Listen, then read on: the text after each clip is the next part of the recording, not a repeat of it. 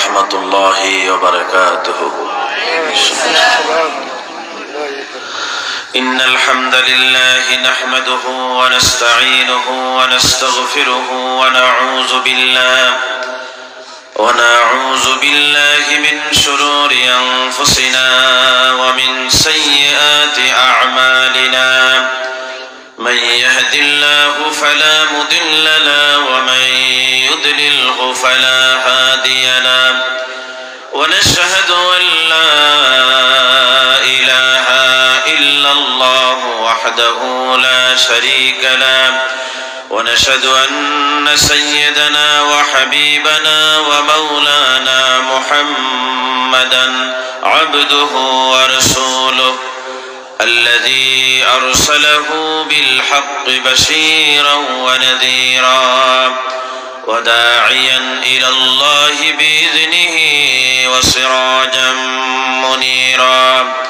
فقد قال الله تعالى في كلامه المجيد وفرقانه الحميد: أعوذ بالله من الشيطان الرجيم. بسم الله الرحمن الرحيم. هو الذي أرسل رسوله بالهدى ودين الحق ليظهره على الدين كله وكفى بالله شهيدا. وقال تعالى: إن الله وملائكته يصلون على النبي يا أيها الذين آمنوا صلوا عليه وسلموا تسليما. اللهم صل على سيدنا مولانا محمد وعلى آله.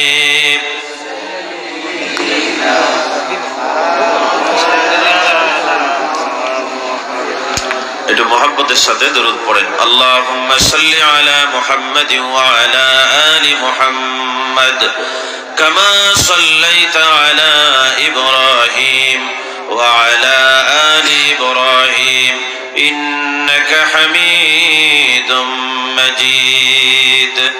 আল্লাহুম্মা বারিক আলা মুহাম্মাদিন ওয়া আলা আলি মুহাম্মাদ كما باركت على إبراهيم وعلى آل إبراهيم إنك حميد مجيد.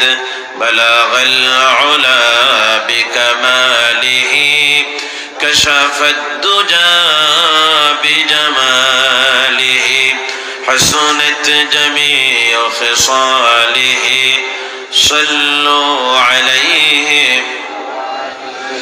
محمد سيد الكونين والثقلين والفريقين من العرب ومن العجم. بلغ العلا بكماله كشف الدجى بجماله حسنت جميع خصاله صلوا عليه. হযরত উলামায়ে কেরাম, আমার সামনে উপস্থিত আমার পিতৃতুল্য শ্রদ্ধাভাজন মুরব্বিয়ান আযম, অত্র এলাকার এবং আশপাশের এলাকা থেকে আগত আমার প্রাণ প্রিয় যুবক ভাইয়েরা, পর্দার আড়ালে শ্রবণরতা পরম শ্রদ্ধেয় মা ও বোনেরা, আমরা আল্লাহ সুবহানাহু ওয়া তাআলার পবিত্র দরবারে শুকরগুজার হচ্ছি যে আল্লাহ তাবারাকা ওয়া তাআলা আজকের এই মোবারক মাহফিলে আপনাকে আমাকে আসার, বসার, কথা বলার, কথা শোনার পরিবেশ এবং সুযোগ সৃষ্টি করে দিলেন। তোর জন্য আমরা অন্তরের অন্তঃস্থল থেকে সমস্ত আবেগ, ভালোবাসা, মহব্বত উজাড় করে আল্লাহ তাআলার শিখানো ভাষায় কালিমাতুর শুকর আদায় করি। আমরা সবাই পড়ি আলহামদুলিল্লাহ। শুকরিয়া আদায় করলাম কার? যে আল্লাহর শুকরিয়া আদায় করলাম, সে আল্লাহ ছোট না বড়? কত বড়? সবচাইতে বড় কে? আল্লাহর নাম নিতে কোনো শরম আছে আপনাদের? জোরে কোন তো, সবচাইতে বড় কে? বলেন তো আল্লাহু আকবার। আর একটু জোরে কোন আল্লাহু আকবার। এটা কোনো রাজনৈতিক দলের মিছিল? আজান হয় প্রত্যেক দিন কয়বার? আজানের প্রথম আওয়াজটা কি? একামতের প্রথম আওয়াজ কি? নামাজ শুরু হয় কি দিয়া? আল্লাহু আকবার। আজানে, একামতে, নামাজে যে আল্লাহু আকবার আছে, বলেন তো সমাজেও সেই আল্লাহু আকবারের দরকার আছে না নাই? মুসলমান তো ওই দল করবে যেই দলে আল্লাহু আকবার থাকবে, ঠিক কিনা বলেন? জোরে কোন আল্লাহু আকবার। আল্লাহু আকবার মানে আল্লাহ সবচাইতে বড়। আল্লাহ যেমন বড়, আল্লাহর আওয়াজটাও ছোট হবে না বড় হবে? কালিমাতুল্লাহি হিয়াল উলিয়া, হিয়াল উলিয়া বলা হয়। সবার আওয়াজের চাইতে বড় আওয়াজটা হবে আল্লাহ। যে আল্লাহ তাআলা আজকের এই মাহফিলে আসতে দিলেন, 52 বছর ধরে মাহফিল হচ্ছে, সহজ কথা না কিন্তু। এখানে অনেক ম্যাক্সিমাম মানুষের বয়সই, আমারই তো বয়স 52 হয়নি এখন। যে আল্লাহ তাআলা এই প্রাচীন মাহফিলে আপনাকে আমাকে আসতে দিলেন, বসতে দিলেন, কথা বলতে দিলেন আর শুনতে দিলেন, ওই মাহবুদের দরবারে শুকরিয়া আদায় করার দরকার আছে না নাই? জবান থেকে আল্লাহর শুকরিয়ার আওয়াজ বের হবে, 7 আসমান পাড়ি দিয়া আরশে আযমে চলে যাবে। চিৎকার উঠুক আলহামদুলিল্লাহ। আল্লাহ তাআলা কবুল করুন, আমরা সবাই বলি আমিন। আল্লাহ তাআলার দরবারে শুকরিয়া আদায়ের পর, আল্লাহর পরপরই আমরা যাকে স্মরণ করতে চাই, তিনি হচ্ছেন এই বিশ্বের ইতিহাসে সবচাইতে বিস্ময়কর ব্যক্তিত্ব, সর্বকালের, সর্বযুগের সর্বশ্রেষ্ঠ মহামানব, সাইয়্যিদুল মুরসালিন, আশরাফুল আম্বিয়া, রাহমাতাল লিল আলামিন, বিশ্ব নবী, বিশ্ব নেতা মুহাম্মদুর রাসূলুল্লাহ সাল্লাল্লাহু আলাইহি ওয়াসাল্লামের প্রতি। সম্মানিত হাজির, আল্লাহ তাআলা যদি আমাকে তৌফিক এনায়েত করেন, আপনাদের সামনে কোরআনে কারীমের একখানা আয়াত তেলাওয়াত করেছি। ওই আয়াতের আলোকেই আমাকে বিষয় দেওয়া আছে রাসূল সাল্লাল্লাহু আলাইহি ওয়াসাল্লামের জীবন ও দৈনন্দিন ইসলাম, এ নিয়ে কিছু কথা বলার জন্য। আমি কথা বলবো সরাসরি কোরআন থেকে ইনশাআল্লাহ। আমাকে কথা বলার তৌফিক দান করবেন কে? আপনাদেরকে শোনার তৌফিক দিবেন কে? আমরা যারা বলি আর যারা শুনি সবাই যেন আমল করতে পারি, আল্লাহ যেন সেই তৌফিকও দান করেন, বলেন আমিন। সুবহানাকা লা ইলমা লানা ইল্লা মা আল্লামতানা। ততটুকুন বলতে পারবো যতটুকুন আল্লাহ তাআলা বলতে দিবেন, ততটুকুনই বলতে পারবো। 52 বছর থেকে আপনারা কোরআনের কথা শুনতেছেন।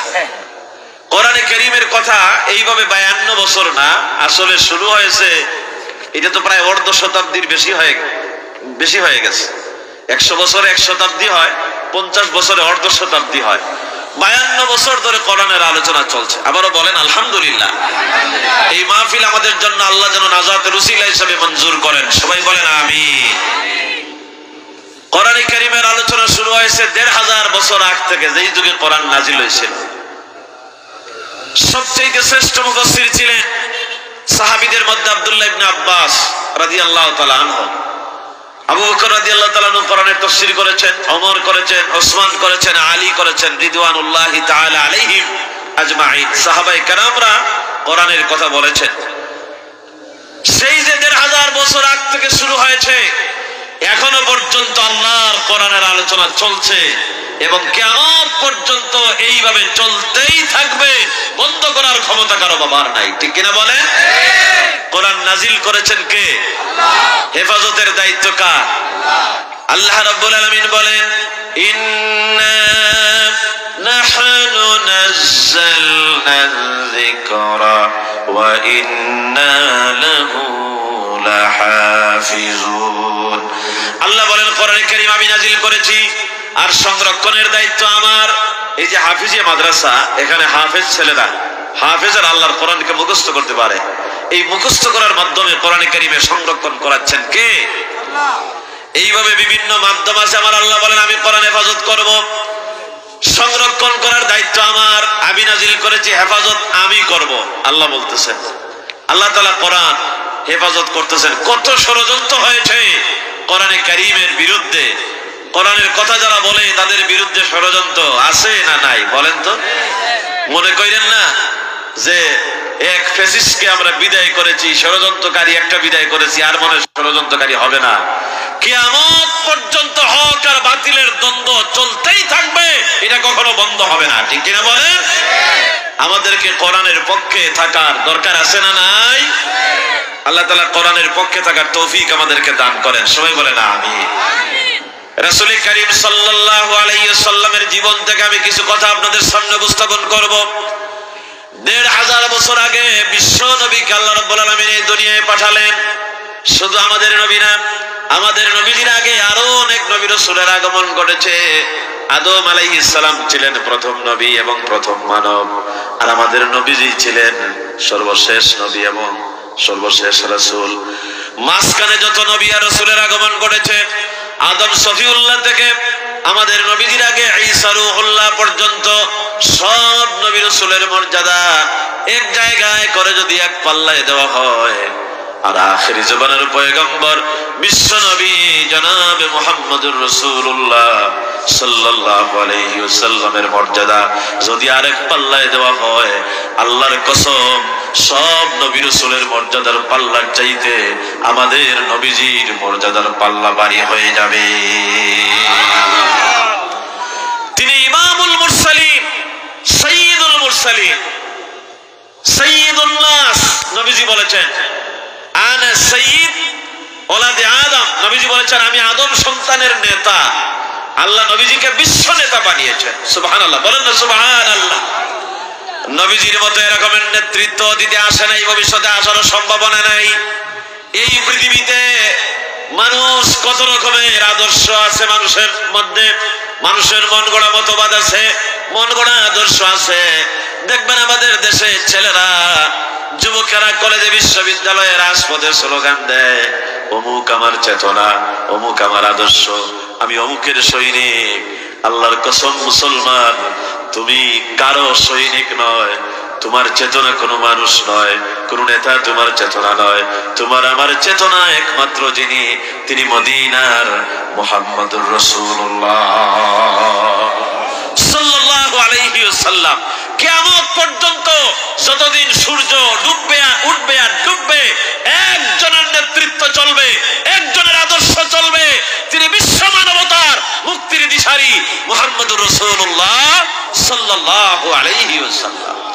এরকমের নেতা পৃথিবীতে অতীতেও জন্ম নেয় নাই, ভবিষ্যতে জন্ম নেওয়ার কোন সম্ভাবনা আছে না? সম্ভাবনা নাই। মানুষ মাও সেতুঙ্গের আদর্শ নিয়ে চলাফেরা করেন, লেনিনের আদর্শ আছে, অনেক নেতা আমাদের দেশেও কত রকমের আদর্শ আছে, কত রকমের মতবাদ আছে। কেউ কয় আমি জিয়াউর রহমানের সৈনিক, কেউ কয় মুজিবুর রহমানের সৈনিক, কেউ বলে আমি এরশাদের সৈনিক, অমুকের সৈনিক, তমুকের সৈনিক। এরকমের বিভিন্ন নেতার সৈনিক, নেত্রীর সৈনিক, বিভিন্ন মানুষের সৈনিক, মানুষের আদর্শ নিয়ে চলতে চায়। আল্লাহর কসম করে বলি, তুমি মুসলমান হিসাবে একজনের আদর্শ অনুসরণ করতে পারবা, তিনি হচ্ছেন মুহাম্মদুর রাসূলুল্লাহ। রাসূলকে আল্লাহ কেন আদর্শ করলেন? কারণ রাসূল করিম সাল্লাল্লাহু আলাইহি ওয়াসাল্লাম আমাদের মতো সাধারণ কোনো মানুষ নয়, তিনি মহামানব। সাধারণ মানুষেরা ভুল করতে পারে, অন্যায় করতে পারে, অপরাধ করতে পারে। বলেন তো নেতা ভুল হওয়ার সম্ভাবনা আছে না নাই? হ্যাঁ, ভুল করতে পারে, অন্যায় করতে পারে, দুর্নীতি করতে পারে। কিন্তু মুহাম্মদ সাল্লাল্লাহু আলাইহি ওয়াসাল্লাম তিনি ছিলেন আল আমিন। কাফেররা এই উপাধি দিয়েছে। জিহাদের ময়দানে লড়াই শুরু হয়েছে, এক পক্ষের নেতা আবু জাহাল, আরেক পক্ষের নেতৃত্ব আমাদের নবী দিচ্ছেন। একজন কাফের আবু জাহলকে বলে, আমরাই তো তারা আল আমিন উপাধি দিয়েছি, আমরা কেন আল আমিনের বিরুদ্ধে, সত্যবাদীর বিরুদ্ধে আমরা কেন লড়াই করি, আমরা কেন যুদ্ধ করি? রাসূলুল্লাহর সবচেয়ে বড় দুশমন আবু জাহাল। সে আবু জাহাল বলতেছে, আমিও জানি মুহাম্মদ আস-সাদিক, তিনি হলেন সত্যবাদী, জীবনে কোনোদিন একটা কথাও মিথ্যা কথা বলে না। কোন নেতা আছে পৃথিবীতে এরকমের যে বলতে পারবে আমি জীবনে কখনো মিথ্যা কথা বলি নাই? মুহাম্মদ সাল্লাল্লাহু আলাইহি ওয়াসাল্লাম এরকমের একজন মানুষ ছিলেন। নবী রাসূলদের মর্যাদা হলো সবচেয়ে বেশি। নবী রাসূলেরা মাসুম, তাদের গুনাহ নাই। আল্লাহ তাআলা তাদেরকে কন্ট্রোল করেছেন, নিজ হাতে কন্ট্রোল করেছেন। আল্লাহ অপরাধ করতে দেন নাই। কারণ নবীরা যদি গুনাহ করে তাহলে নবী হতে পারবে না, রাসূল হতে পারবে না, মানুষের আদর্শ হতে পারবে না। এজন্য সমকালীন যুগের জন্য যে নবী আর যে রাসূল আল্লাহ পাঠালেন তাকে আল্লাহ রাব্বুল আলামিন নিষ্পাপ অবস্থায় রাখলেন, গুনাহ করতে দিলেন না। এক এক নবীকে আল্লাহ রাব্বুল আলামিন এক এক ধরনের মর্যাদা দান করেছেন। যেমন আদম আলাইহিস সালাম, তিনি তার লকব ছিল সফিউল্লাহ, প্রথম মানব তিনি ছিলেন, প্রথম নবী ছিলেন। নূহ আলাইহিস সালামের লকব ছিল, তিনি ছিলেন সানি আদম। নূহ নবীকেও আদম বলা হয় কেন? কারণ ওই যে মহাপ্লাবন হয়েছিল নূহ নবীর সময়, সব পানির তলে তলায় গেল। সাথী সঙ্গীদেরকে নিয়ে নূহ আলাইহিস সালাম নৌকায় উঠলেন, কিস্তিতে আরোহণ করলেন। মহাপ্লাবন চলে যাওয়ার পর নূহ আলাইহিস সালামের কিস্তি যদি পাহাড়ে গিয়ে আটকা পড়লো, সাথী সঙ্গী যারা ছিল তারা আবার জমিনে অবতরণ করলো, অন্যান্য সবাই তো মারা গেল। লম্বা ঘটনা সংক্ষেপে বলতেছে মূল আলোচনায় যাওয়ার জন্য।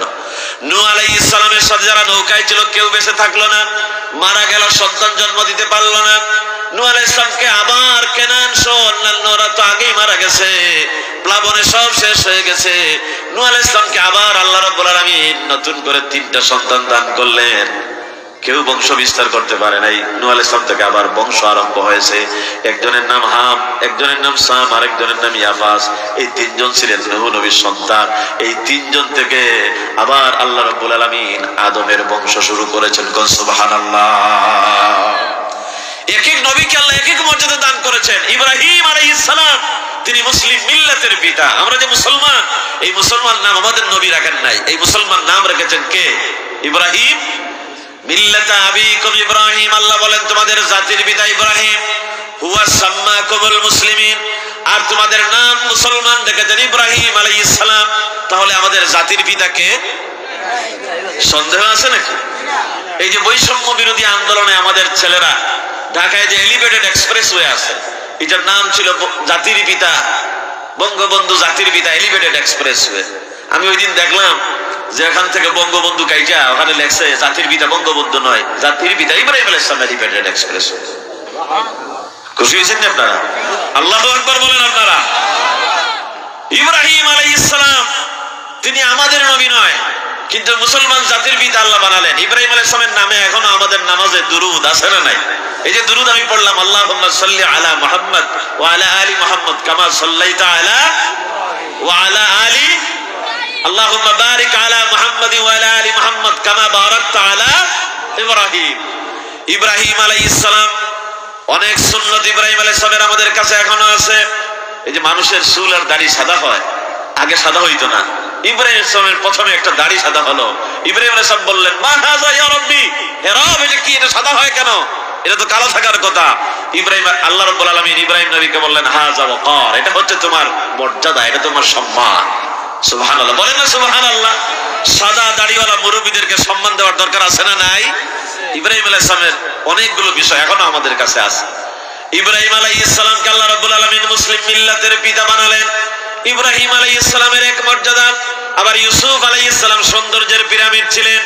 সবচেয়ে পৃথিবীর অর্ধেকটা সৌন্দর্য আল্লাহ ইউসুফ নবীকে দান করেছিলেন। এইভাবে এক এক নবীকে আল্লাহ এক এক ধরনের মর্যাদা দান করেছেন। ইউসুফ আলাইহিস সালাম তিনি ছিলেন সৌন্দর্যের পিরামিড। আবার ঈসা আলাইহিস সালাম তিনি ছিলেন রূহুল্লাহ। মুসা আলাইহিস সালাম তিনি ছিলেন কালিমুল্লাহ। এক একজনের এক এক লকব, এক এক উপাধি। আমার ভাইরা, আমি যে আমাদের নবী সম্পর্কে আলোচনা করতে চাই, সংক্ষেপে আবার বলতে চাই, সব নবী রাসূলকে আল্লাহ যতগুলি লকব, যতগুলি মর্যাদা দান করেছেন, একা বিশ্ব নবীকে আল্লাহ রাব্বুল আলামিন সবগুলো এক জায়গায় করে দান করেছেন। সুবহানাল্লাহ।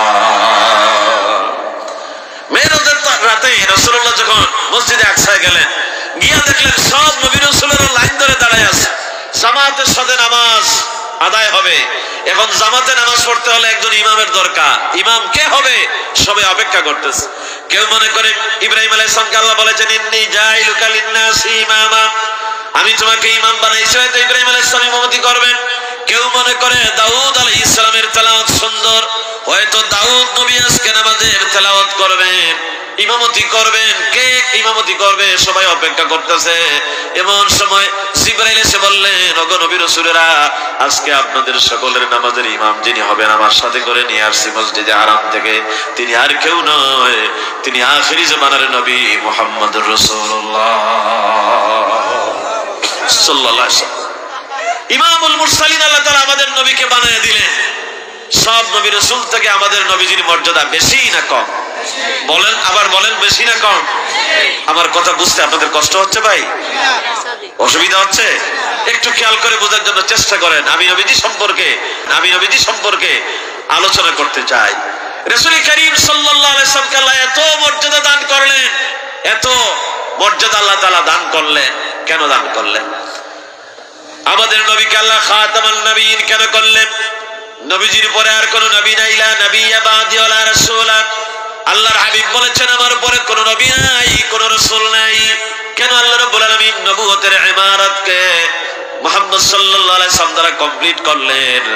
তার কারণ হচ্ছে, একমাত্র কারণ, রাসূল করিম সাল্লাল্লাহু আলাইহি ওয়াসাল্লামের আদর্শ কিয়ামত পর্যন্ত দুনিয়ায় চলতেই থাকবে। কোন সুবহানাল্লাহ। সব বাতিল হয়ে গেছে। রাসূল করিম সাল্লাল্লাহু আলাইহি ওয়াসাল্লাম আসার পরে, এইজন্য তিনি আদর্শ, উসওয়ায়ে হাসানা। আপনি হাতের নখ কাটা থেকে শুরু করে রাষ্ট্র পরিচালনা পর্যন্ত একজনের কাছে পাবেন, তিনি মুহাম্মদ সাল্লাল্লাহু আলাইহি ওয়াসাল্লাম। হাতের নখটা কেমনে কাটবেন, কোন আঙ্গুল থেকে নখ কাটা শুরু করবেন, কোন আঙ্গুলে গিয়া নখ কাটা শেষ করবেন, মুহাম্মদ সাল্লাল্লাহু আলাইহি ওয়াসাল্লাম শিখালেন। তিরমিজি শরীফের হাদিস। নবীজি ডান হাতের শাহাদাত আঙ্গুল থেকে নখ কাটা শুরু করতেন, এদিকে যেতেন। এরপরে বাম হাতের কনিষ্ঠ আঙ্গুল থেকে নখ কাটা শুরু করতেন, এদিকে আসতেন। সব শেষে আইসা ডান হাতের বৃদ্ধাঙ্গুলির নখটা কাটতেন। নবীজির মতো যদি আপনি নখ কাটেন, ছোট্ট একটা কাজ, আপনি নেইল কাটার দিয়ে অথবা কোনো কিছু দিয়ে আপনার নখটা কাটতেছিলেন, জমিনের উপরে ফেলতেছিলেন, আপনি যদি আপনার নখটা কাটতেছিলেন, জমিনের উপরে ফেলতেছিলেন, আপনি জানেন না আপনি ইবাদত করতেছিলেন। যতক্ষণ পর্যন্ত আপনি নখ কাটতেছিলেন, ফেরেশতারা আপনার আমলের ভিতরে ইবাদতের সওয়াব লিখতেছিল। কোন সুবহানাল্লাহ। নবীজির মতো হয়ে যাওয়ার কারণে ইবাদত হয়ে যায়, নবীজিকে অনুসরণ করা যায়, অনুকরণ করা যায়। নেতা কেমনে হয় একটু জানার চেষ্টা করেন।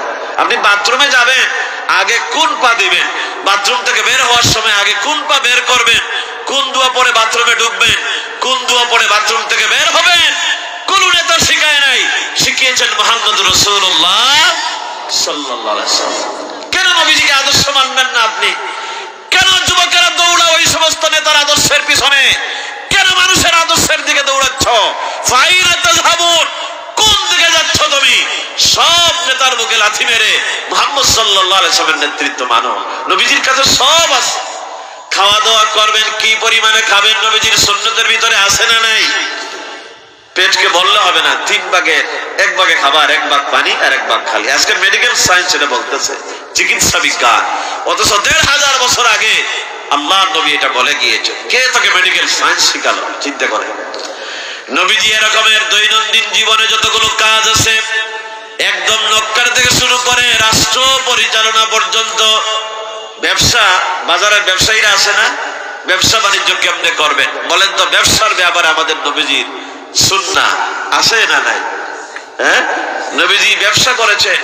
মা খাদিজা রাদিয়াল্লাহু তাআলা আনহা রাসূল করিম সাল্লাল্লাহু আলাইহি ওয়াসাল্লাম তার ব্যবসায় নিয়োগপ্রাপ্ত ছিলেন। মা খাদিজা তাকে ব্যবসায় নিয়োগ দিলেন। রাসূলুল্লাহ যখন মা খাদিজার ব্যবসা পরিচালনা করতেন, ব্যবসার ভিতরে আল্লাহ তাআলা এত বরকত, এত বারাকা দান করেছেন। মা খাদিজার আমানতদারির সাথে মা খাদিজার ব্যবসা যখন নবীজি চালাচ্ছেন, মা খাদিজা মুগ্ধ হয়ে গেলেন। খাদিজাতুল কুবরা রাদিয়াল্লাহু তাআলা আনহা আরবের একজন ধনাঢ্য মহিলা। ওই সময় অনেক বড় বড় ফ্যামিলি থেকে তার বিয়ের প্রস্তাব এসেছে, প্রত্যাখ্যান করেছেন, কোন প্রস্তাব তিনি গ্রহণ করেন নাই।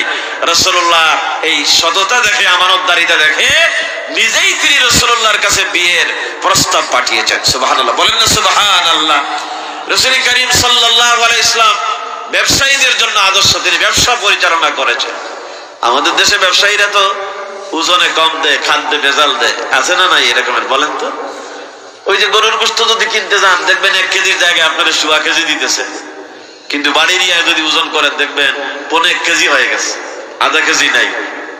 ওই যে পাল্লার মাথাটা ওইভাবে কিভাবে যেন আপনার প্রতারণা করে মানুষের সাথে। খুলনা বাগেরহাট ওই সমস্ত এলাকায় গলদা চিংড়ি হয়, চাষ হয়, এগুলো লন্ডনে যায়। বিদেশে রেস্টুরেন্টে বিদেশি চিংড়ি মাছ খাইতে পড়ছে, খাইতে গিয়ে চিংড়ি মাছের ভিতরে লোহা পাইছে, জিজ্ঞেস করলো যে লোহা কেন এটার ভিতরে? তো ব্যবসায়ী বাংলাদেশি তারা ডাকছে, দেখিয়া রেস্টুরেন্টের মালিক বলতেছে, ভালো কথা চিংড়ি দাও আমাদের কাছে, কিন্তু লোহা দেও কেন চিংড়ির মধ্যে? বাঙালির ব্রেন দেখেন, এ বলতেছে লোহা দিয়ে কেন জানো না? কয় না জানি না। কয় চিংড়ি মাছটা বাঁকা থাকে তো, এর সোজা করার জন্য এর ভিতরে লোহা দিই। হ্যাঁ, কত রকমের প্রতারণা আছে না নাই বলেন তো? এই রকমের প্রতারণা যারা করে, ব্যবসার মধ্যে যারা প্রতারণা করে, ওজনে কম দেয়, খাদ্যে ভেজাল দেয়, আদালতে আখিরাতে রাসূলুল্লাহ তাদের বিরুদ্ধে দাঁড়ায় যাবেন। নবীজি যদি কারো বিরুদ্ধে মামলা দায়ের করেন, বাঁচার কোনো উপায় আছে? বাঁচার কোনো উপায় নাই। আমানতদারীদের সাথে যদি ব্যবসা করেন, ব্যবসা করা নবীজির সুন্নাত। ব্যবসার ভিতরে আল্লাহ রাব্বুল আলামিন প্রায় 90% রিজিক রেখেছেন। ব্যবসার ভিতরে আল্লাহ বারাকা দান করেছেন। ব্যবসার কথা আল্লাহ কোরআনেও বলেছেন, আল্লাহ ব্যবসাকে হালাল করেছেন, সুদকে আল্লাহ হারাম করেছেন। আহাল্লাল্লাহুল বাইআ ওয়া হাররামার রিবা। ব্যবসা হলো নবীজির সুন্নাত। আমানতদারীদের সাথে যারা ব্যবসা করে, নবীজি বলেছেন আমার সাথে তারা জান্নাতে থাকতে পারবে। ব্যবসার ব্যাপারে নবীজির সুন্নাহ আছে। প্রত্যেকটা ব্যাপারে এক কথা আমি বলতে চাই, আপনার দৈনন্দিন জীবনে যত কাজ করবেন সব কাজে আপনি রাসূলুল্লাহকে পাবেন। রাষ্ট্র পরিচালনার ব্যাপারে বলেন তো নবীজির সুন্নাহ আছে না নাই? নাকি এটা আমরা বাদ দিয়ে দিব? এটা শয়তানটা করবে নাকি?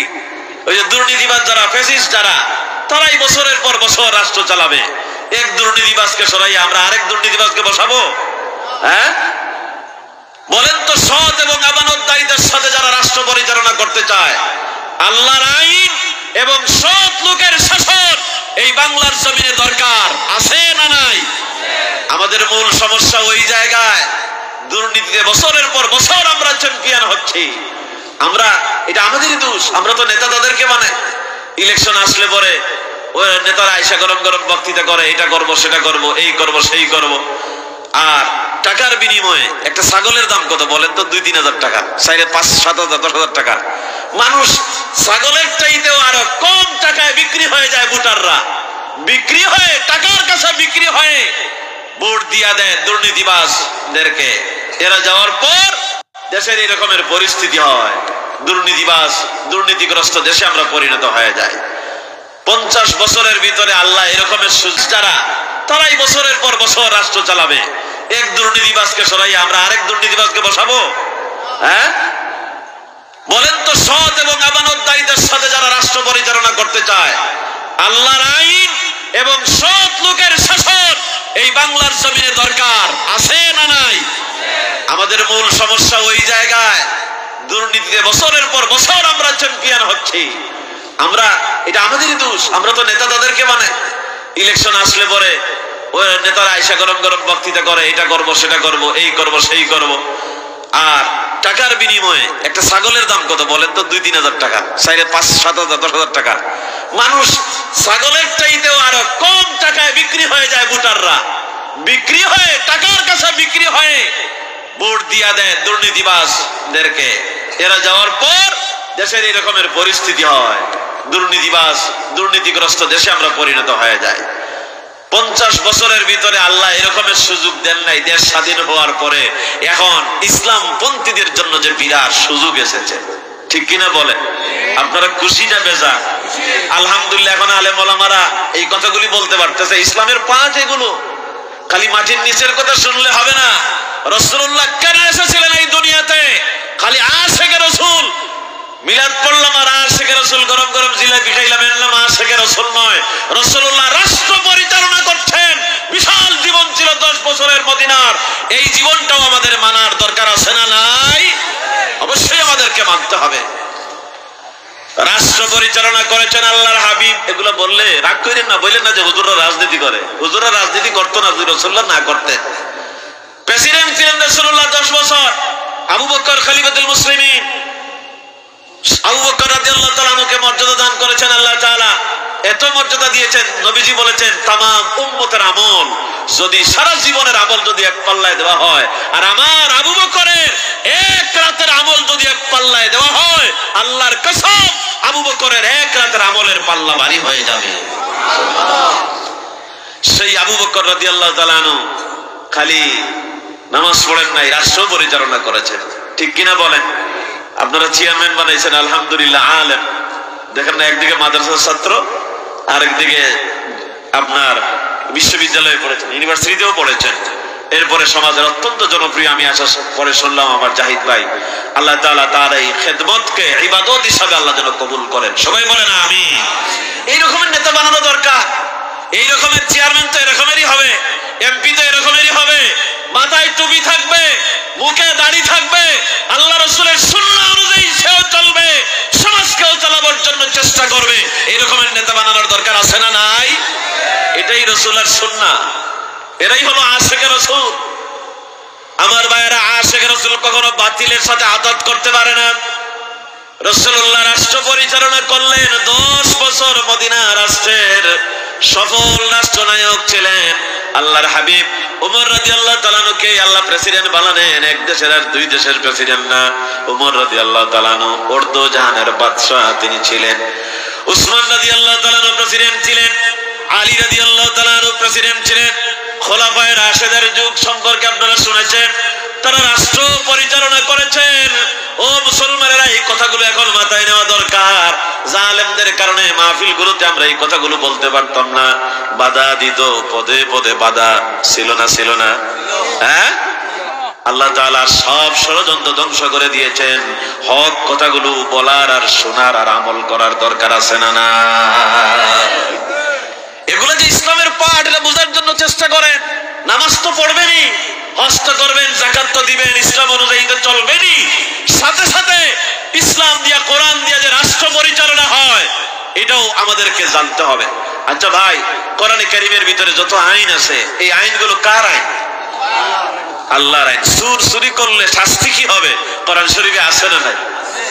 তার শাস্তি কি? মাশাআল্লাহ, জানা আছে সবার। আপনি পঞ্চায়েত কমিটির চেয়ারম্যান, আপনি এলাকার মুরব্বী, অথবা চেয়ারম্যান সাহেব চাইলেই সুর ধরে হাত কাটতে পারবেন না, কারণ এই আইন আমাদের দেশে প্রতিষ্ঠিত আছে? প্রতিষ্ঠিত না। এই যে স্লোগান দিল দিন ইসলাম, দিন ইসলাম, আগে বলতাম জিন্দাবাদ জিন্দাবাদ, এখন স্লোগান কি হয়?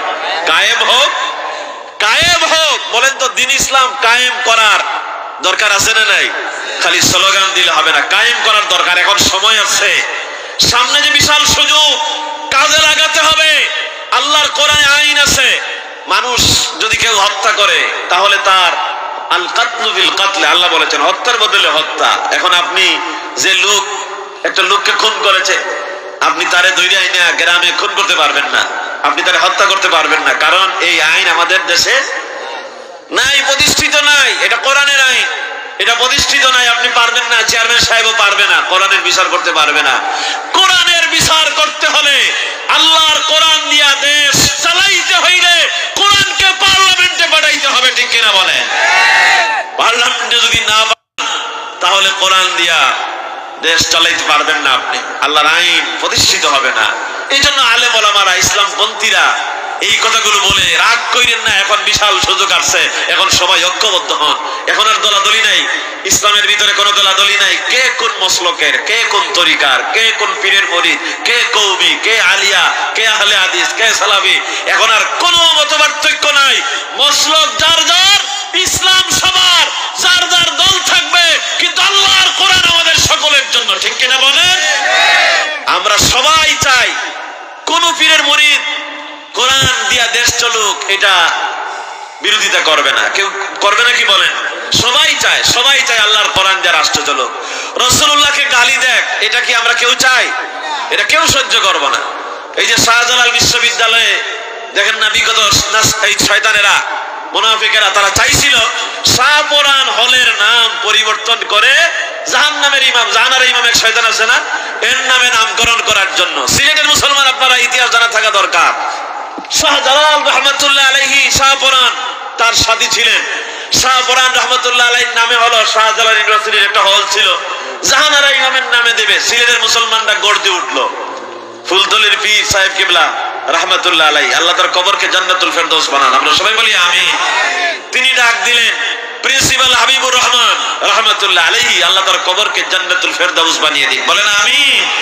তিনি ডাক দিলেন, একত্রিত হলেন সাইফুর রহমান সাহেব, প্রিন্সিপাল হাবিবুর রহমান সাহেব, ফুলতলির পীর সাহেব কিবলা রহমাতুল্লাহ আলাইহি, তারপরে জামাত ইসলামের বর্তমান আমির ডক্টর শফিকুর রহমান সাহেব একই মঞ্চে দাঁড়ায়া বক্তৃতা করলেন, সিলেটের মুসলমানরা ঐক্যবদ্ধ হলো, নাস্তিক বেঈমানেরা শাহ পরান রহমাতুল্লাহ আলাইহির নাম তারা উঠাতে পারে নাই। ঠিক কিনা বলে? এখন এই সময় আসছে আবার ঐক্যবদ্ধ হওয়া। এখন আমরা ইনশাআল্লাহ আল্লাহর কোরআনকে আমরা পার্লামেন্টে বসাতে চাই। ঠিক কিনা? ইনশাআল্লাহ বলেন না? ইনশাআল্লাহ আমরা মুসলমানরা সবাই, সিলেটের মুসলমানরা যদি ঐক্যবদ্ধ হয়ে যায়, ইনশাআল্লাহ আল্লাহ তাআলা বিজয় দান করবে। আমরা যখন শুনবো কেউ আল্লাহর আইনের কথা নিয়ে আসছে, আল্লাহর কোরআন নিয়ে আসছে, কেউ বলতেছে আমরা কোরআন, আমরা পার্লামেন্টে গেলে আল্লাহর কোরআন দিয়ে রাষ্ট্র চালাবো, বলেন তো আমাদের তাদেরকে সমর্থন করার দরকার আছে না নাই? এটাই নবীওয়ালা কাজ, এটা নবীওয়ালা কাজ। এই কাজ করলেন না আপনি, নবীওয়ালা কাজ করলেন না। খালি নবীওয়ালা কাজ, নবীওয়ালা কাজ, আর ইয়ের সময় আসলে আমরা কাফের বেঈমানদেরকে সমর্থন দিব, এটা হতে পারে না ভাই। নবীওয়ালা কাজ দাওয়াত যেরকমের করবেন, রাষ্ট্র পরিচালনার ক্ষেত্রে আমার নবীজির সুন্নাত আছে। 10 বছর নবীজি রাষ্ট্র পরিচালনা করেছেন। শুধু আমাদের নবীজি রাষ্ট্র পরিচালনা করেন নাই, আমাদের নবীজির আগে ইউসুফ আলাইহিস সালাম রাষ্ট্র পরিচালনা করেছেন। ইউসুফ আলাইহিস সালামকে ভাইয়েরা কুয়ায় ফেলাইয়া দিল। ওরা মনে করলো তারে মেরে ফেলেছি, এটা মনে হয় মরণ কুয়া। আসলে এটা মরণ কুয়া ছিল না, ভাইয়েরা ষড়যন্ত্র করে কুয়ার মধ্যে ফালালো। আর কুয়ার থেকে উঠাইয়া আমার আল্লাহ ইউসুফ আলাইহিস সালামকে মিশরের রাজ সিংহাসন দান করে দিলেন। মিশরের রাষ্ট্রপ্রধান তিনি হয়ে গেলেন, রাষ্ট্র পরিচালনা করেছেন ইউসুফ আলাইহিস সালাম।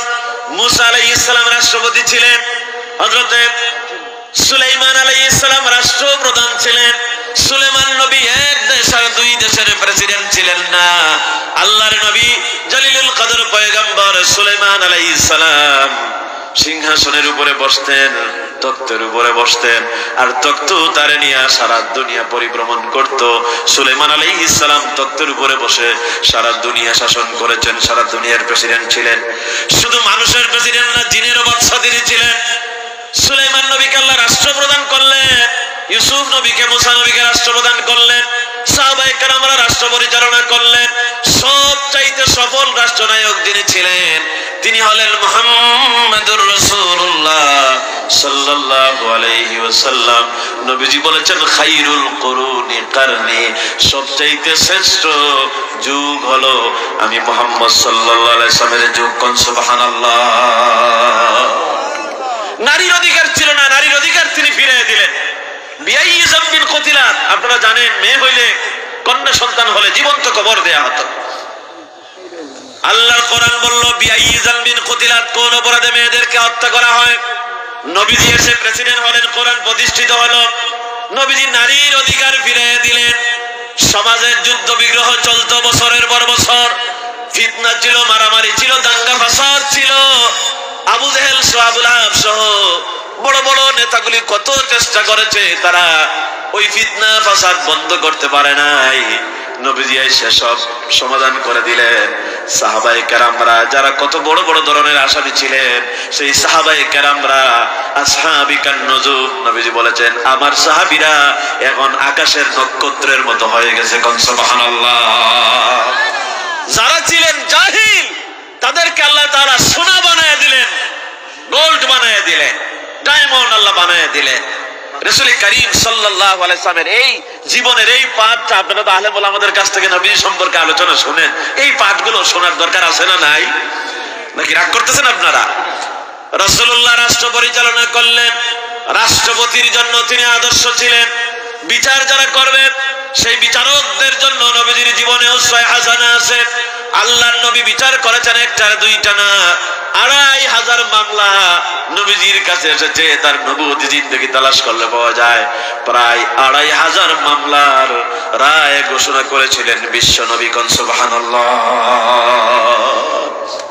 অন্যায় বিচার আমাদের সমাজে আছে না নাই? ন্যায়ের অন্যায় বানায় দেয়, অন্যায়ের ন্যায় বানায় দেয়। এরকমের এটা একদম ওই গ্রামের পঞ্চায়েত কমিটি থেকে শুরু করে হাইকোর্ট, সুপ্রিম কোর্ট, সব জায়গায় আছে না না? দেখেন না বিগত বছরগুলোকে, সোনার মানুষগুলো যারা সবচাইতে নিরাপরাধ ছিল, কোন দুর্নীতির কোন আলামত যাদের ছিল না, দেলোয়ার হোসেন সাইদি সাহেব 50 বছর ধরে কোরআনের দাওয়াত দিয়েছে। চিন্তা করেন, প্রায় 4000 4500 নারী দর্শনের আসামি তারে বানানো হয়েছিল। নাউজুবিল্লাহ বলবেন না আপনারা? আদালত, একটা ক্যাঙ্গারু আদালত, ওই যে নাটক সাজাইয়া এইভাবে তারে অপরাধী বানানো হয়েছিল। কত লোকদেরকে দুনিয়া থেকে বিদায় করে দেয়া হয়েছে বিচারের নামে, কত বিচার করা হয়েছে। দুনিয়ার বিচার এই যারা করেছ শেষ নয়, আযাব শুরু হয়েছে, ফাইনাল বিচার হবে আদালতে আখিরাতে, ঠিক কিনা বলেন? সেদিন আল্লাহর দরবারে জবাব দেওয়া লাগবে ওই সোনার মানুষগুলোকে কেন বিদায় করা হয়েছে। মীর কাসেম আলী ইসলামী অর্থনীতির এক রূপকার ছিলেন। মানুষ কি করে সুদ থেকে বাঁচতে পারে? এই যে ইসলামী ব্যাংক নিয়ে আজকে কত ধরনের আজে বাজে কথা হচ্ছে, এই ইসলামী ব্যাংক তো মায়ের কোলে ফিরে আসছে, ঠিক কিনা বলেন? কত বছর ধরে দুর্নীতি হচ্ছিল এখানে, হাজার হাজার কোটি যে সালাম গ্রুপ, আপনার নাম শুনেছেন, তারা এগুলা ইসলামী ব্যাংক লুটপাট করে বাইরে পাচার করতো টাকাগুলো। এগুলো বানিয়েছিল কারা? এই সোনার মানুষরা বানিয়েছিল। ইসলামী ব্যাংক বিদেশ থেকে যে রেমিটেন্স আসে সবচাইতে বেশি ইসলামী ব্যাংকের মাধ্যমে আসে। দেশকে এখন ধরে রেখেছে আমাদের রেমিটেন্স যোদ্ধারা, প্রবাসী যারা, তারাই হলো এখন দেশের আসল সম্পদ, এরাই হলো এখন আসল যোদ্ধা, ঠিক কিনা বলেন? এই রেমিটেন্সটা ইসলামী ব্যাংকের মাধ্যমেই বেশি আসে। ইসলামী অর্থনীতি মানুষ যাতে সুদ থেকে বাঁচতে পারে। সুদ একটা কবিরা গুনাহ, এই কবিরা গুনাহ থেকে বাঁচার দরকার আছে না? এই কবিরা গুনাহ থেকে কি করে বাঁচা যায়? মীর কাসেম আলী রহমাতুল্লাহ আলাইহি আলেম ওলামাদেরকে নিয়ে বড় বড় আলেমরা, এই যে সিলেটের বাইতুল মুকাররমের সাবেক খতিব ছিলেন উবাইদুল হক রহমাতুল্লাহ আলাইহি, আল্লাহ তার কবরকে জান্নাতের আলা মাকাম বানিয়ে দিন, আমরা সবাই বলি আমিন। তিনি ইসলামী ব্যাংকগুলো, ইসলামী ইন্স্যুরেন্স গুলো কিভাবে চলবে তা তিনি পরামর্শ দিতেন। সৈয়দ কামাল উদ্দিন জাফরি হাফিজাহুল্লাহ সহ অনেক বড় বড় আলেমরা, আল আরাফা ইসলামী ব্যাংকের চেয়ারম্যান ছিলেন বসুন্ধরার মুফতি আব্দুর রহমান রহমতুল্লাহ আলাই, বড় বড় আলেমরা ইসলামী ব্যাংক কেমনে চলবে এটা তারা দেখতেন, তদারকি করতেন। মুসলমানদের সম্পর্ক তো ইসলামের ভিতরে পরিপূর্ণরূপে প্রবেশ করতে হবে। সুদ থেকে বাঁচার জন্য ইসলামী ব্যাংকের সাথে লেনদেন করার দরকার আছে না নাই? আমরা সব কাজকে আমরা ইসলামাইজ করবো ইনশাআল্লাহ। ইসলামাইজেশন হবে আমাদের সমাজ, আমরা ইসলাম দিয়ে চলবো, তাহলে আমাদের দুনিয়াও সফল হবে, আখিরাতও সফল হবে। সুদকে আল্লাহ হারাম করেছেন। নবীজি বলেছেন সুদের যত গুনাহ আছে সবচাইতে ছোট গুনাহ হলো নিজের মায়ের সাথে জিনা করার সমান। নাউজুবিল্লাহ মিন যালিক। এখন এই গুনাহ থেকে বাঁচানোর জন্য দেখেন আল্লাহর বান্দারা ইসলামী ব্যাংক, ইসলামী অর্থনীতি, আর এটার উপরে পড়াশোনা হচ্ছে বিদেশে। আমি মালয়েশিয়া দেখেছি আলাদা ইনস্টিটিউট আছে, ওদের ন্যাশনাল ব্যাংক যেটা ব্যাংক নাগারা বলে, এর আন্ডারে অনেকগুলো প্রতিষ্ঠান আছে, অনেক টাকা খরচ করে, কোটি কোটি ডলার খরচ করে ইসলামী ব্যাংকের উপরে রিসার্চ করে ইসলামী অর্থনীতি কেমনে হবে। এখন তো আনোয়ার ইব্রাহিম সাহেব ক্ষমতায় আছে, অনেকজন ইসলামাইজ মানুষ, তিনি যখন খুতবা দেন, আরবিতে খুতবা দেন, তখন মনে করা হয় মালয়েশিয়ার সবচেয়ে বড় আলেম মনে হয় আজকে জাতীয় মসজিদে খুতবা দিচ্ছে। আরে ভাই, প্রেসিডেন্ট তো এরকমের হবে। এই বাংলাদেশ, মালয়েশিয়া থেকে বাংলাদেশে মুসলমান আরো অনেক বেশি, ওখানে 60% মুসলমান, আর বাংলাদেশে 90%-এর উপরে মুসলমান। বাংলাদেশেও এরকমের প্রেসিডেন্টের দরকার আছে না নাই? একদিকে সমাজের নেতৃত্ব দিবে, আরেকদিকে বাইতুল মুকাররমে দাঁড়িয়ে সুমার খুতবা দিবে। এরকমের নেতা যতদিন বাংলাদেশে আসবে না ততদিন এই জাতির কপাল খুলবে না, ঠিক কিনা বলেন? এরকমের নেতা বানান ভাই। 52 বছর 53 বছর তো দেখলেন, এবার আসেন কোরআন দিয়ে আমরা চেষ্টা করি না এরকমের একজন নেতা বানানোর জন্য। আল্লাহ আমাদের সবাইকে তৌফিক দান করেন, তাদের পক্ষে রায় দেওয়ার তৌফিক যেন দান করেন, সবাই বলেন না আমিন। এগুলোই হলো নবীওয়ালা কাজ। আল্লাহ রাসূল রাষ্ট্র পরিচালনা করে রাষ্ট্রপতি হয়েছেন। নবীজির জীবনে এমন কোন, নবীজির কাছে আমাদের জন্য এমন কোন জিনিস নাই যেটা আমরা উসওয়ায়ে হাসানা হিসেবে পাবো না। দৈনন্দিন জীবনে ইসলামের যতগুলো কাজ আমরা করব, আগে দেখব আমাদের নবীজি সেই কাজটা কেমনে করতেন, আমরা ওইভাবে করব। নবীজির সুন্নাহ অনুযায়ী আমরা আমাদের জীবন জিন্দেগি পরিচালনা করব। নবীজির সুন্নাত দিয়ে যদি আমরা আমাদের জীবনটা সাজাই, ইসলামের রঙে যদি আমরা রঙিন হই, নবীজির আদর্শে যদি আমরা রঙিন হই, তাহলে নবীজি বলেছেন মান আহাব্বা সুন্নতি, যে আমার সুন্নাহ ভালোবাসে, ফাকাদ আহাব্বানি, সে যেন আমারে ভালোবাসে। ওয়া মান আহাব্বানি, নবীজি বললেন যে আমারে ভালোবাসলো, কানা মাইয়া ফিল জান্নাহ, আমি নবী যে জান্নাতে থাকবো, আমার উম্মতকে আমি সেই জান্নাতে নিয়ে যাব। নবীজির সঙ্গে আমরা জান্নাতে থাকতে চাই কি চাই না? সব ব্যাপারে নবীজিকে যদি আমরা মানি তাহলে নবীজির সঙ্গে জান্নাতে থাকতে পারবো। নবীজি বলেছেন, মান দিনা সুন্নতি, যে আমার সুন্নাত ছেড়ে দেয়, যে আমার আদর্শ ছেড়ে দেয়, হুররিমাত আলাইহি শাফাআতি, আমার সুপারিশ তার জন্য হারাম হয়ে যায়।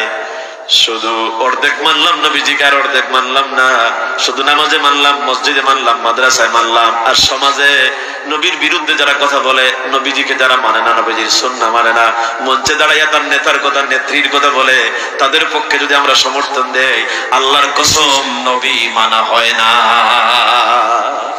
ঠিক কিনা বলেন?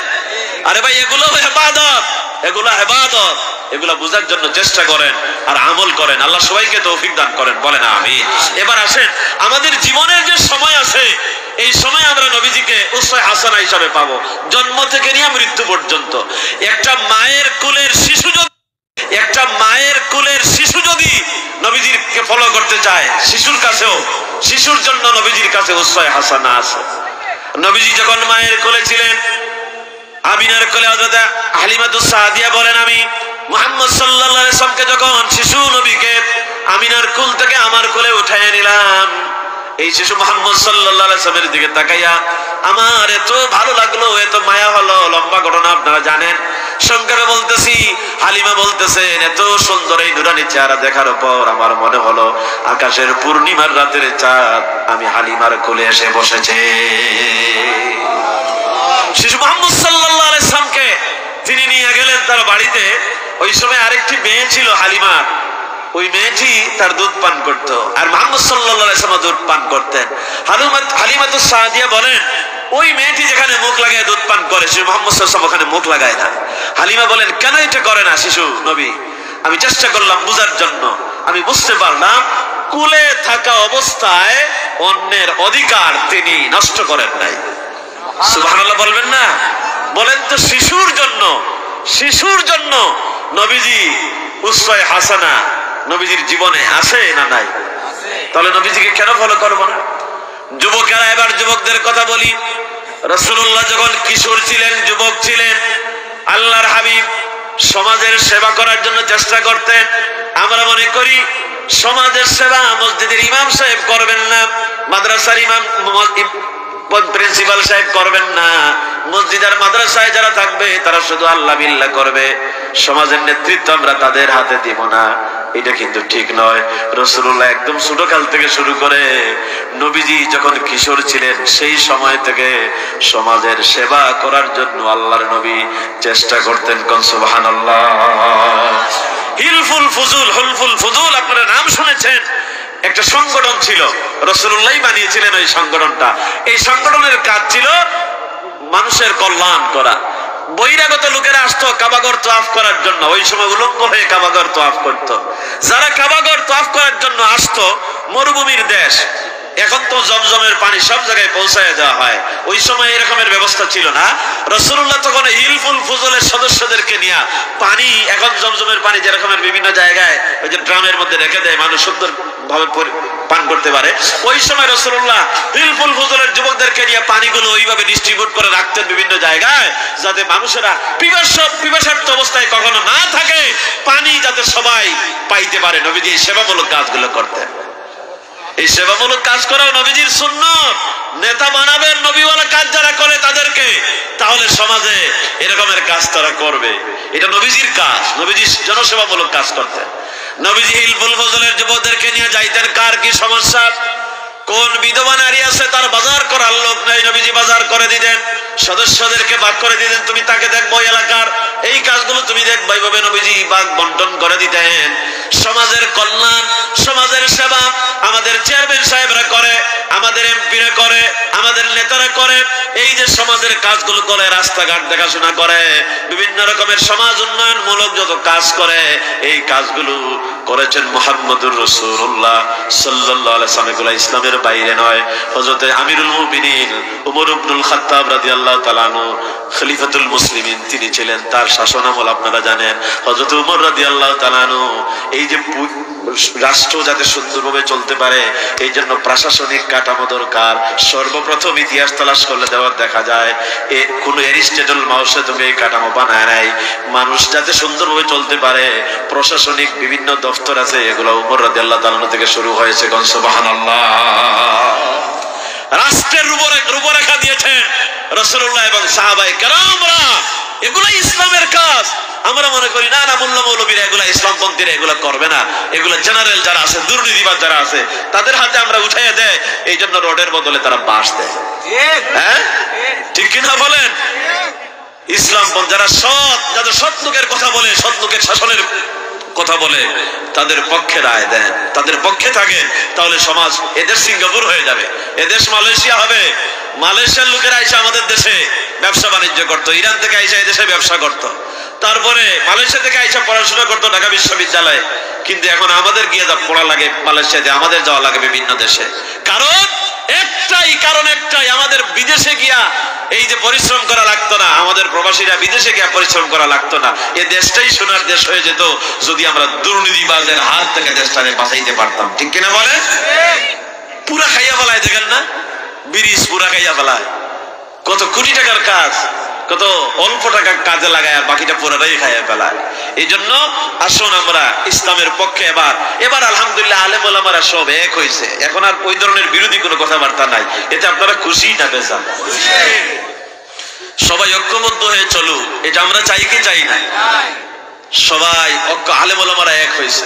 এই যে সুরারদি উদ্যানে 4-5 দিন আগে একটা প্রোগ্রাম হলো, সেখানে চরমনাই পীর সাহেব ছিলেন, মামুনুল হক সাহেব ছিলেন, ডক্টর শফিকুর রহমান সাহেব ছিলেন, কওমি আলিয়া সব আলেম ওলামারা ছিলেন। একসাথে তারা ঐক্যবদ্ধ, এবার ইসলামপন্থী আর সীসাডালা প্রাচীরের ন্যায় ঐক্যবদ্ধ হয়ে যাবে ইনশাআল্লাহ। বলেন ইনশাআল্লাহ। আমরাও সাধারণ মানুষ যারা আছি আমরাও যেন এক হয়ে যাই, আমরা যেন ইসলামের পক্ষে থাকতে পারি, আমরা যেন কোরআনের পক্ষে থাকতে পারি, রাসূলুল্লাহর পক্ষে যেন আমরা থাকতে পারি। আল্লাহ তৌফিক দান করেন, সবাই বলেন আমিন। আমার ভাইয়েরা এই কাজগুলো আল্লাহর নবী করেছেন, রাষ্ট্র পরিচালনা থেকে শুরু করে বিচার করেছেন। 2500 মামলার রায় ঘোষণা করলেন। অনেক সময় ন্যায় বিচার করতে গিয়া তার নিজের সাহাবীর বিরুদ্ধেও তিনি রায় দিয়েছেন। একজন মুনাফিক, তিনি নবীজির সঙ্গে নামাজ পড়তেন, নবীজির পেছনে নামাজ পড়তেন, একটা রায় তিনি মানতে পারলেন না, নবীজি ইহুদির পক্ষে রায় দিলেন। ওই মুসলমান আসলে তো মুসলমান ছিল না, মুনাফিক ছিল, নবীজির রায় মানলো না। তিনি নবীজির এই রায় মানলেন না, ওমরের কাছে গেলেন।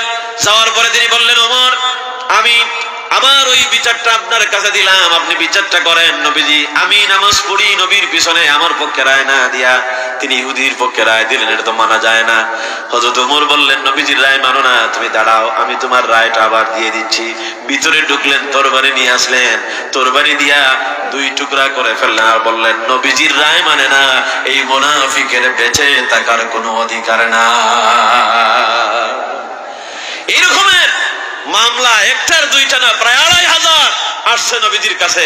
নবীজি এগুলা দিয়া বিচার করেছেন, ন্যায় বিচার করেছেন।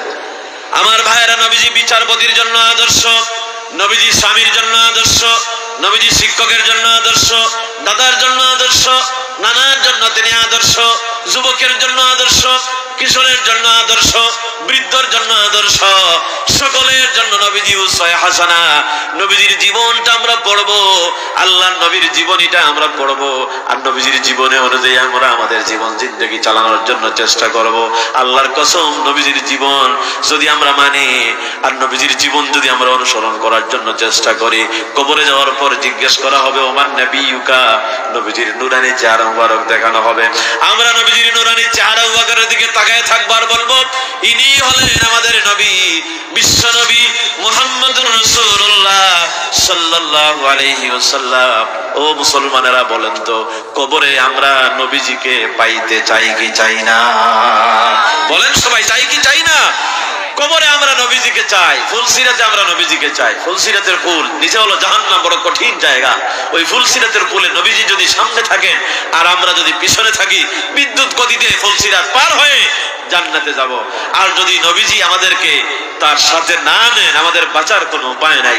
এই জন্য কবরে, হাসরে, মিজানে, ফুলসিরাতে সব জায়গায় নবীজিকে দরকার আছে না নাই? আছে। নবীজিকে পরকালে পাইতে হলে দুনিয়ায় আগে মানতে হবে, দুনিয়ায় অনুসরণ করতে হবে, নবীজির আদর্শ দিয়ে জীবন চালাতে হবে। সব আদর্শের বুকে লাথি মেরে মদিনার মুহাম্মদ রাসূলুল্লাহ সাল্লাল্লাহু আলাইহি ওয়াসাল্লামের আদর্শ অনুযায়ী জীবনটা চালাতে হবে, ঠিক কিনা বলেন? তাহলেই নবীজি আপনার জন্য আমার জন্য সুপারিশ করবেন। আর নবীজি যদি সুপারিশ না করেন বলবেন সৌকান সৌকান লিমান গাইয়ারা মিন বাদি, দূর হয়ে যাও, সরে যাও, তোমরা আমার উম্মত নয়। তোমরা যদি আমার উম্মত হতে, আমার আদর্শ মানতে, আমার সুন্নাহর উপরে আমল করতে, তোমাদের চেহারায় নূর চমকাতে দেখতাম। কেন আজকে তোমাদের চেহারায় নূর চমকায় না? নবীজি সুপারিশ করবেন না, দূর করে দিবেন। নবীজি যদি দূর দূর করে তাড়াইয়া দেন তাহলে বাঁচার তো কোনো উপায় নাই। আজকে আমার এই কোরআন কারীমের মাহফিলে যত মুসলমানেরা এসেছেন, বাংলা আরবি হাফিজে দাখিল মাদ্রাসার মাহফিল, আমি উদাত্ত আহ্বান রেখে গেলাম আপনাদেরকে, আসুন নবীজির জীবন থেকে যে কথাগুলো আমি বললাম, ইসলামের দৈনন্দিন জীবনে যে কাজগুলো আমরা করি, এগুলো আমরা নবীজিকে ফলো করবো, ইসলাম অনুযায়ী চলবো। যদি এইগুলো আমরা করি তাহলে আমাদের দুনিয়ার জীবনও সফল, আর আখিরাতেও আল্লাহ রাব্বুল আলামিন আমাদেরকে জান্নাত দান করবেন। কোন সুবহানাল্লাহ। আর যদি এগুলো না করি তাহলে আমাদের জীবন ব্যর্থ হয়ে গেল, চরমভাবে ব্যর্থ হয়ে গেল। আসুন আমরা এই কথাগুলো সবাই যেন, আমি আমার নিজের জন্য বলেছি, আপনাদের জন্য বলেছি, আল্লাহ তাআলা এই কথাগুলো আমাদের সবাইকে আমল করার তৌফিক যেন দান করেন, বলেন আমিন।